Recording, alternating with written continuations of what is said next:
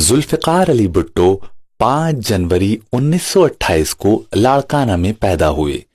सिंध के एक बड़े और बाअसर खानदान में पैदा होने वाले भुट्टो बचपन से ही अवाम के हुकूक की खातिर लड़ने का जज्बा रखते थे। स्कूल के दौर में 26 अप्रैल 1945 को कायदे आज़म मोहम्मद अली जिन्ना रहमतुल्लाह अलैह के नाम लिखे गए अपने खत में उन्होंने कायदे आज़म की रहनुमाई में एक नए मुल्क के ख्वाब को पाए तकमील तक पहुंचाने के लिए अपनी खिदमात पेश की थीं। इस खत में भुट्टो ने लिखा, मैं स्कूल में पढ़ रहा हूं, इस वक्त तो अपने मुल्क के लिए कुछ खास नहीं कर सकता, लेकिन जब वक्त आएगा तो अपनी जान तक कुर्बान कर दूंगा। कायदे आज़म ने भुट्टो को जवाबी खत लिखा जिसमें इनके शौक़े सियासत को सराहा और इन्हें तालीम मुकम्मल करने के बाद रमूज़ सियासत के बारे में मज़ीद पढ़ने का मशवरा दिया।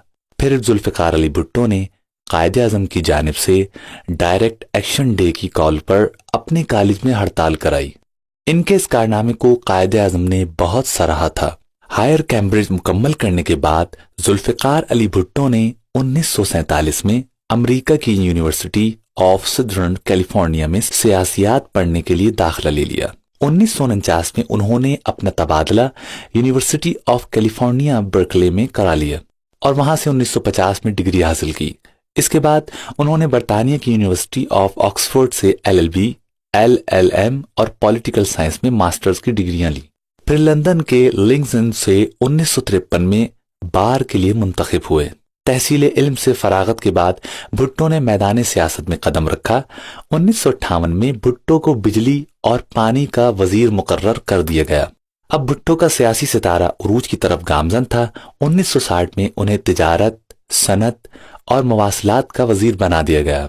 1963 में भुट्टो को पाकिस्तान का वजीर खारजा मुकर्रर किया गया। इसी हैसियत में जुल्फ़िकार अली भुट्टो ने पाकिस्तान और चीन की पायदार दोस्ती की बुनियाद रखी। उन्होंने बतौर वजीर खारजा सोवियत यूनियन से भी मरासिम इस्तवार किए। सितंबर 1965 की जंग के बाद अय्यूब खान की जानिब से ताशकंद में किए जाने वाले मुआहदे के खिलाफ जुल्फ़िकार अली भुट्टो ने काबीना से इस्तीफा दे दिया।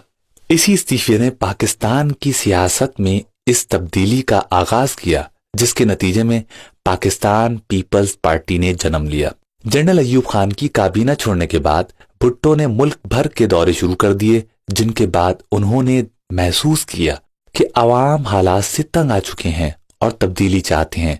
भुट्टो जहां भी जाते थे, सड़कों, गलियों, छतों पर, गर्ज, हर जगह और हर तरफ लोगों का हुजूम होता था जो भुट्टो को देखने और सुनने के लिए बेताब होते थे। भुट्टो शोला बयां मुकर्रर थे। खुदा ने उन्हें गजब की खतीबाना सलाहियतों से नवाजा था।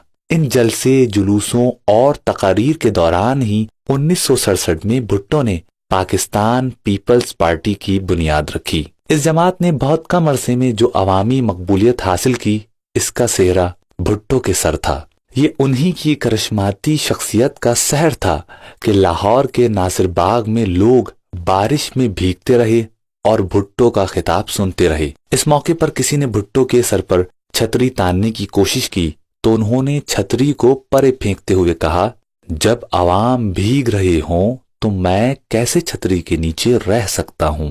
इस तरह की बातें आवाम के लिए बहुत मुतासिर कुन हुआ करती थीं। भुट्टो की तकरीरें अवामी मसाइल के बारे में होती थीं। इनके रूप में पाकिस्तान के बेबस नादिर अवाम को गोया एक तर्जुमान मिल गया था। भुट्टो ने पाकिस्तान के अवाम को इस बात का यकीन दिलाया कि मुल्की मामलात में इनके वोट की अहमियत सबसे ज्यादा है। और फिर 1970 के इंतखाबात में मगरिबी पाकिस्तान के लोगों ने भुट्टो और इनके फलसफे को भारी अक्सरियत से मुंतखब कर लिया। सानहे 1971 के बाद जुल्फ़िकार अली भुट्टो पाकिस्तान के पहले सिविलियन मार्शल लॉ एडमिनिस्ट्रेटर, फिर सदर मुमलिकत और 1973 से 1977 तक वजीर आजम रहे। इस अरसे में जुल्फ़िकार अली भुट्टो ने पाकिस्तान के 90,000 जंगी कैदियों और 10,000 मुरब्बा मील का मकबूजा रकबा भारत से छुड़ाने में कामयाब रहे। भुट्टो ने इस दौरान मुल्क में ज़रई इस्लाहात की, جس کے نتیجے میں بڑے بڑے جاگیرداروں سے زمینیں لے کر غریب کاشتکاروں میں تقسیم کر دی گئیں۔ بھٹو نے ملک میں لیبر قوانین متعارف کرائے، جس کے بعد ملازمین کو یونین سازی کے حقوق مل گئے۔ بھٹو حکومت نے بڑی بڑی صنعتوں اور اداروں کو قومی تحویل میں لے لیا۔ اس کے علاوہ بہت سے شعبوں میں ایسی بنیادی تبدیلیاں کیں کہ جن کی بدولت ملک میں اصلاحات کا ایک سلسلہ چل پڑا۔ پاکستان میں ذوالفقار علی بھٹو کی زرعی خدمات میں 1973 کا آئین دینا ایک ایسا کارنامہ ہے جس کی بدولت انہیں ہمیشہ یاد رکھا جائے گا۔ پاکستان کے جوہری پروگرام کے خالق کے طور پر بھی بھٹو کی خدمات کو کبھی بھلایا نہ جا سکے گا۔ انہوں نے بھارتی ایٹمی تجربے کے بعد کہا تھا، ہم گھاس کھائیں گے لیکن ایٹم بم ضرور بنائیں گے۔